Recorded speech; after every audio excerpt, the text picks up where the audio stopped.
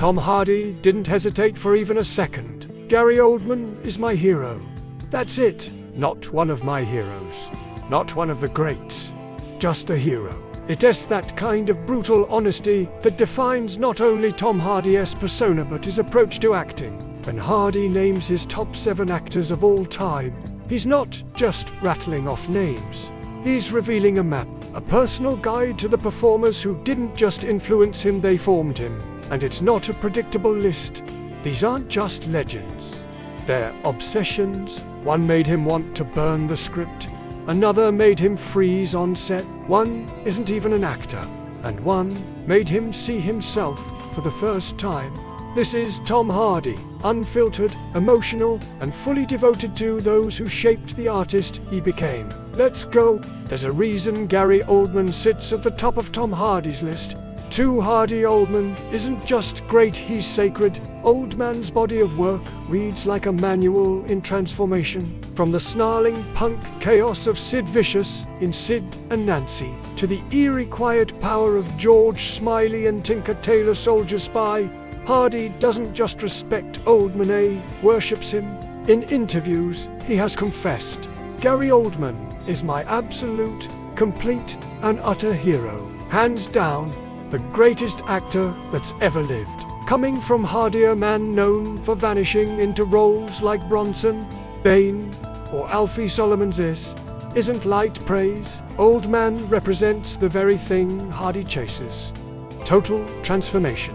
When the two shared the screen in Tinker Tailor, Hardy didn't feel like a co-star. He felt like a student. He once admitted, I spent my entire time on set staring at Gary and forgetting my lines.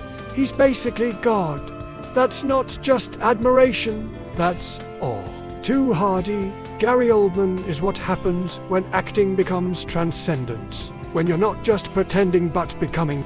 Next on Hardy's list is a name that inspires reverence across the entire industry. Daniel. What separates Day-Lewis, in Hardy's eyes, is not just skill but devotion. Hardy speaks of him with a kind of sacred awe, calling him a man who doesn't just act, he vanishes. For Hardy, Day-Lewis represents the pinnacle of sacrifice. There will be blood. Lincoln, Gangs of New York. These aren't just performances. They're total identity swaps. Hardy understands the price of that kind of work, the emotional weight, the physical toll, the solitude. Day-Lewis stays in character between takes. He speaks like the role, he lives like the role. Hardy once said, that level of commitment is something you can only aspire to. It's humbling, and that humility matters, because Hardy doesn't view acting as ego. He sees it as surrender. To become someone else means killing a piece of yourself. Day-Lewis does that, willingly. And Hardy sees him not as a rival, but as a torchbearer lighting the way for what acting can truly be. Then there's Ralph Fiennes, the intellectual warrior of British acting. For Hardy, Fiennes represents the balance he himself constantly struggles to strike. Rage versus thought. Emotion versus discipline. Fiennes is the kind of actor who can deliver Shakespeare with fire and menace, and then turn around and vanish into a quietly broken character, like Amon Gut in Schindler's List. Hardy once described Fiennes' mind as a scalpel. That's no throwaway metaphor. It's how he sees him. Fiennes doesn't just play roles, he dissects them. His performances come with a weight that goes beyond lines and blocking. They come with a moral anchor.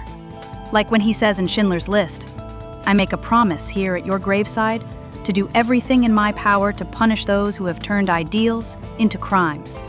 Hardy sees that and doesn't just hear a line, he sees a philosophy. Fiennes taught Hardy that acting isn't just about exploding with emotion, it's about understanding. And that changed the way Hardy thought about his own craft. Less brawn, more thought. Less rage, more restraint. A new layer was born. This is where the list gets strange and deeply revealing. Frank Sinatra.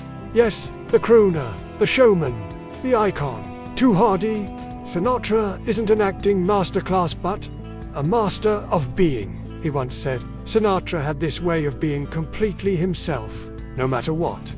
That struck Hardy in a way no monologue ever could. Because presence isn't something you can fake. It's either in you or it's not.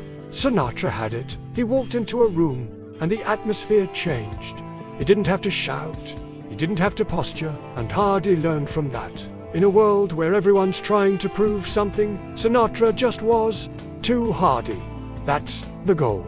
To command a scene not by overpowering it but by anchoring it. Sinatra's unapologetic selfhood became a quiet blueprint for Hardy's own on-screen stillness. Not everything needs to be loud to be dangerous. Few would expect Hardy to draw inspiration from Woody Allen. But that's exactly where his genius lies. When preparing for Venom, Hardy wasn't just thinking about aliens and action. He was thinking about anxiety. He was thinking about guilt, awkwardness, fractured identities. He was thinking about Woody Allen. Allen's neurotic, self-conscious, hyperverbal style became a template for Eddie Brock's inner panic.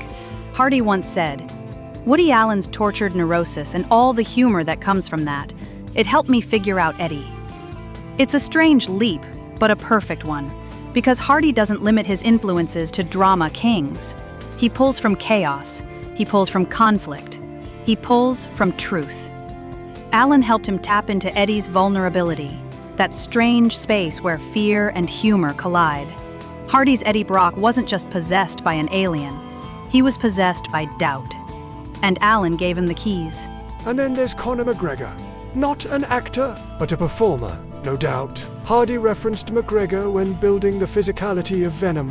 Not the trash talk, but the violence, the stillness before the storm. A twitch behind the eye. Hardy called it the uber-violence without all the talking. McGregor's presence is raw and electric, like something might explode at any second. That's what Hardy wanted, not just for Venom but for Brock too. To feel like something dangerous was always lurking beneath the humor, beneath the restraint. McGregor isn't about finesse, he's about dominance, and Hardy took that energy and gave it layers. Venom became more than a comic book character. He became a living contradiction. Uncontradible but conscious, violent but vulnerable. That tension is the secret Hardy carries into every scene, and McGregor helped him shape it. Finally, the name that ties it all together, Bob Hoskins, a blue-collar poet of the screen. To Hardy, Hoskins represents authenticity. No flash, no spectacle, just soul. From The Long Good Friday to Mona Lisa, Hoskins showed Hardy that power can whisper, that you can be intimidating without ever raising your voice. Hoskins acted like a man who lived 100 lives and wasn't he about to explain any of them. Hardy sees him as the ultimate proof that truth trumps technique. You don't need $1 million set. You don't need prosthetics. You need presence. You need history. You need to mean it. Hoskins always meant it, and Hardy never forgot that. So what do Hardy's 7 heroes have in common? They aren't polished.